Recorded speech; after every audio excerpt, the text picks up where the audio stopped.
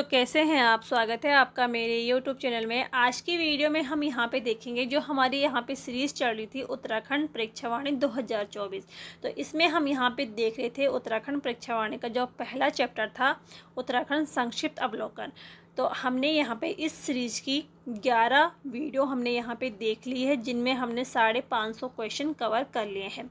आज की यहाँ पे जो वीडियो है ये 12वीं वीडियो है और आज की वीडियो में हम यहाँ पे देखेंगे वनों से संबंधित क्वेश्चन। तो चलिए यहाँ पे शुरू करते हैं।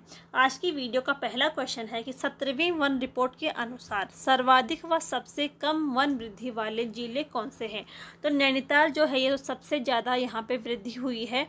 कितनी हुई है तो 2.93 वर्ग किलोमीटर यहाँ पे वृद्धि हुई है। सबसे कम बढ़ोतरी हुई है रुद्रप्रयाग में। रुद्रप्रयाग में 0.13 वर्ग किलोमीटर। राज्य सरकार द्वारा अभिलिखित रिकॉर्डेड कुल वन क्षेत्र कितना है। तो रिकॉर्डेड वन क्षेत्र वह क्षेत्र होता है जिसे राज्य सरकार संरक्षित वन क्षेत्र घोषित कर चुकी है, चाहे वहाँ पे वन हो या ना हो। तो इसके राज्य सरकार के द्वारा जो कुल वन क्षेत्र है तो वो है 37,999.60 वर्ग किलोमीटर।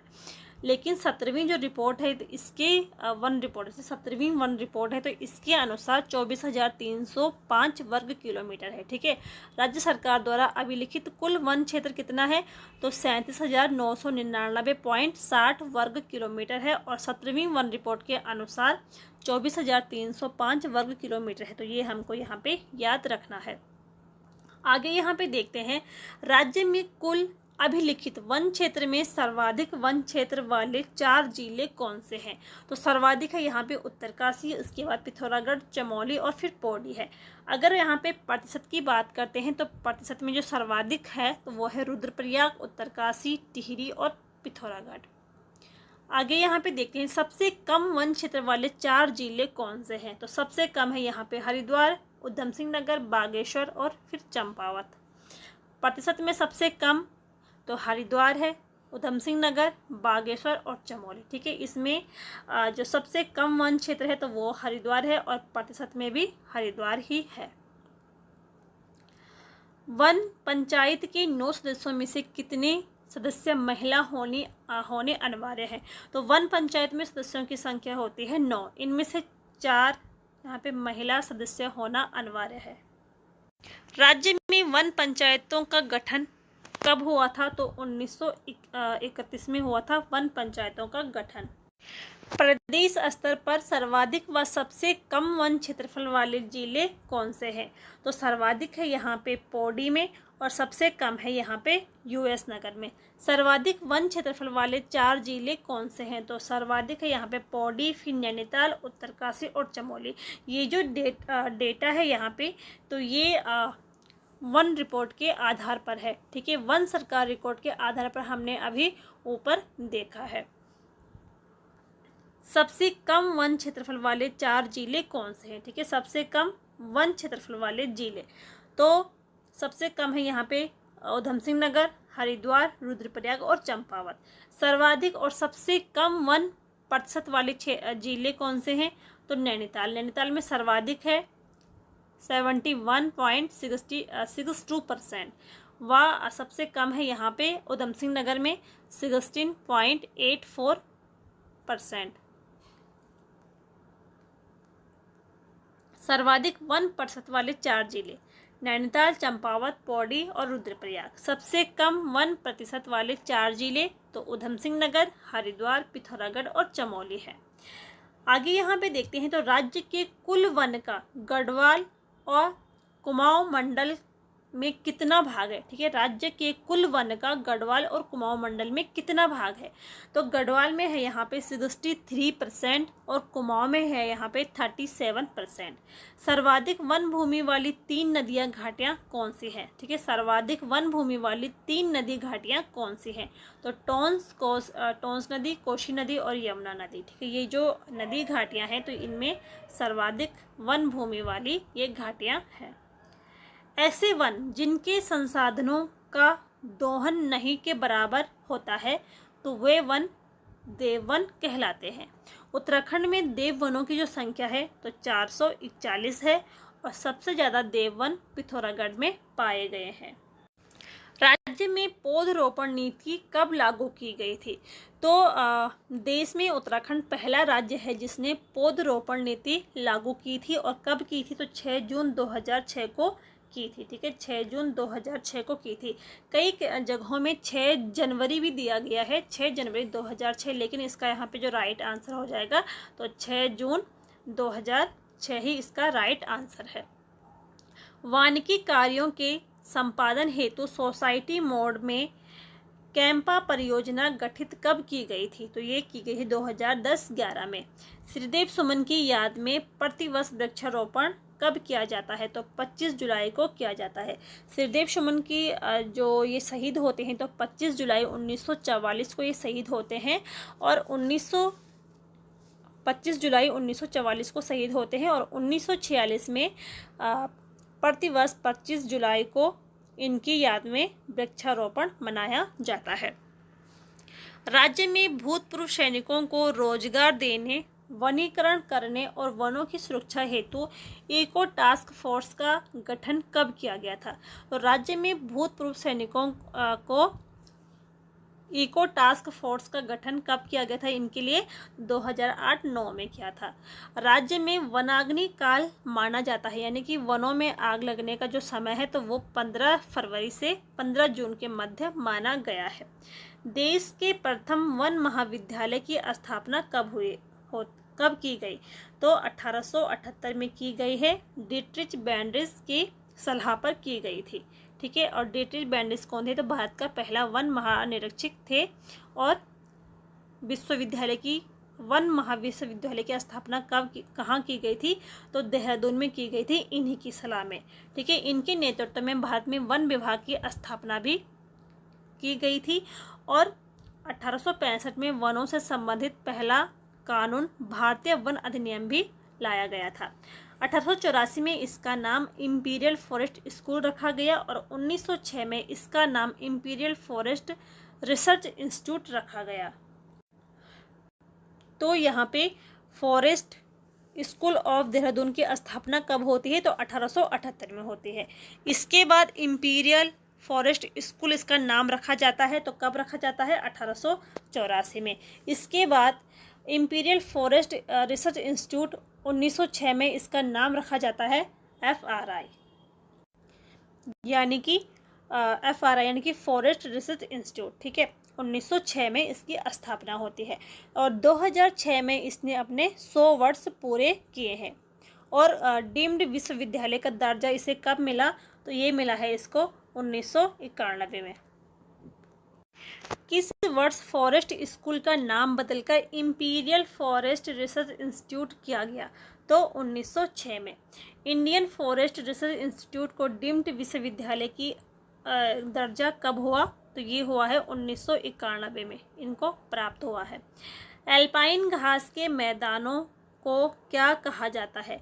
तो ये कहा जाता है इसको बुग्याल, पयार, मीडो, एल्पाइन पास्चर। ठीक है, ये इसको कहा जाता है। क्षेत्रफल में राज्य का सबसे बड़ा बुग्याल कौन सा है? तो ये है वेदनी बुग्याल जो कि चमोली में स्थित है। जो एल्पाइन जो घास है तो ये 3000 से 3600 मीटर तक ये पाए जाते हैं। भ्यूंडार घाटी में स्थित फूलों की घाटी बुग्याल की खोज किसने की थी? तो ये की थी फ्रैंक स्माइथ ने। और कब की थी? 1931 में की थी। ठीक है, जो फ्रैंक स्माइथ थे ये कॉमेट पर्वत का आरोहण करके वापस आ रहे थे और ये रास्ता भटक जाते हैं और सीधा पहुंच जाते हैं फूलों की घाटी में। इसीलिए इन्होंने फूलों की घाटी की खोज की थी 1931 में। फूलों की घाटी से ये काफ़ी प्रभावित हुए थे। उसके बाद इन्होंने एक पुस्तक भी लिखी थी द वैली ऑफ फ्लावर्स। ठीक है, फूलों की घाटी के नाम पर फूलों की घाटी स्माइथ की किस पुस्तक के कारण पड़ा था? ठीक है, फूलों की घाटी का नाम फूलों की घाटी स्माइथ की किस पुस्तक के कारण पड़ा था? The valley of flowers. और इन्होंने ये पुस्तक कब लिखी थी? तो 1937 में लिखी थी। फूलों की घाटी में फूल खिलने का समय है तो जुलाई से अक्टूबर। द्वितीय फूलों की घाटी चिनाब घाटी कहाँ स्थित है? ठीक है, तो जो दूसरी फूलों की घाटी है वो कहाँ है? चिनाब घाटी में है। और चिनाब घाटी कहाँ स्थित है? तो ये पैनखंडा है, चमोली के पैनखंडा में स्थित है। कौन सा बुग्याल नंदा देवी, कामेट, माणा, द्रोणगिरी, नीलकंठ, हाथी गौरी आदि पर्वतों से घिरा हुआ है? तो यह है ओली बुग्याल। ठीक है, ये जो प्रमुख यहाँ पे पर्वत है तो इन पर्वतों से घिरा हुआ है ओली बुग्याल। किस बुग्याल से हिमालय का सबसे भव्य दर्शन होता है? तो वो है बगजी बुग्याल, जो कि चमोली में स्थित है। किस बुग्याल को वेदों का प्रयाण स्थल माना गया है? तो वेदनी बुग्याल को माना जाता है कि जो वेदों की रचना हुई थी तो वो वेदनी बुग्याल में हुई थी। और ये कहाँ है? तो ये चमोली में स्थित है। किस बुग्याल में शीतकाल में स्कीइंग प्रशिक्षण दिया जाता है? तो दायरा बुग्याल, जो कि उत्तरकाशी में है। दायरा बुग्याल को मानचित्र पर लाने का श्रेय किसे दिया जाता है? तो चंद्रप्रभा एतवाल को दिया जाता है। और इसको जो चंद्रप्रभा एतवाल है इनको पहाड़ी बकरी के नाम से भी जाना जाता है। इसी दायरा बुग्याल में मक्खन की होली खेली जाती है, जिसे अठुड़ उत्सव कहते हैं। किस बुग्याल के पास से भागीरथी की सहायक नदी इंद्रावती निकलती है? तो भागीरथी की सहायक नदी है इंद्रावती और ये निकलती है हरुनता बुग्याल से, जो कि उत्तरकाशी में है। चरथी बुग्याल कहाँ स्थित है? तो ये एक नया बुग्याल है चरथी बुग्याल, ये छिपलाकोट पिथौरागढ़ में स्थित है। गुलाबी कांठा बुग्याल कहाँ है? तो ये हनुमान चट्टी के निकट है और उत्तरकाशी में स्थित है। बुग्यालों में डोरवा पारस्परिक वस्त्र पहने चारवाहों को क्या कहा जाता है? तो इनको पालसी या वाल्च या बकरखाल या लुआडा भी इनको कहा जाता है। चरक संहिता में उत्तराखंड भू क्षेत्र को क्या कहा गया है? तो चरक संहिता में एक ग्रंथ है और इसमें उत्तराखंड भू क्षेत्र को क्या कहा गया है? तो वानस्पतिक बगीचा कहा गया है। चरक संहिता में हिमालय को क्या कहा गया है? तो हिमवान औषधि भूमि नाम कहा गया है। राज्य में सर्वप्रथम किस औषधीय पौधे की खेती शुरू की गई थी? तो बेलाडोना की खेती यहाँ पे शुरू की गई थी सर्वप्रथम और 1903 में। जड़ी बूटियों के संग्रहण का कार्य सर्वप्रथम सहकारिता विभाग द्वारा कब शुरू किया गया था? तो 1972 में शुरू किया गया था। जड़ी बूटियों के संरक्षण एवं संग्रहण के लिए जिलेवार भेषज सहकारी संघों की स्थापना कब की गई? तो ये की गई थी 1980 में। ठीक है, जो भेषज सहकारी संघ ये किससे संबंधित है? तो जड़ी बूटियों से ये संबंधित है। वन प्रबंधन अधिनियम 1982 के तहत कितने जड़ी बूटियों को प्रतिबंध किया गया है? तो 114 जड़ी बूटियों को। हर्बल गार्डन की स्थापना कहाँ की गई है? तो राज्य में हर्बल गार्डन की स्थापना की गई है ऋषिकेश में मुनि की रेती में। जड़ी बूटियों के विकास हेतु किसकी अध्यक्षता में औषधीय पादप बोर्ड का गठन किया गया? तो मुख्यमंत्री के द्वारा। उत्तराखंड का जड़ी बूटी विकास एवं अनुसंधान संस्थान यानी कि HRDI स्थित है। तो ये गोपेश्वर में स्थित है। HRDI यानी कि herbal research and development institute. राज्य में सर्वाधिक वन किस ऊंचाई पर मिलते हैं? तो ये मिलते हैं 1800 से 3000 मीटर की ऊंचाई पर। राज्य में उष्ण कटिबंधीय शुष्क वन पाए जाते हैं तो 1500 मीटर से कम ऊंचाई पर पाए जाते हैं। 1500 मीटर की ऊंचाई वाले वन क्षेत्रों में जहां अधिक वर्षा होती है तो वो पाए जाते हैं उष्ण कटिबंधीय आर्द्र पतझड़ वन पाए जाते हैं।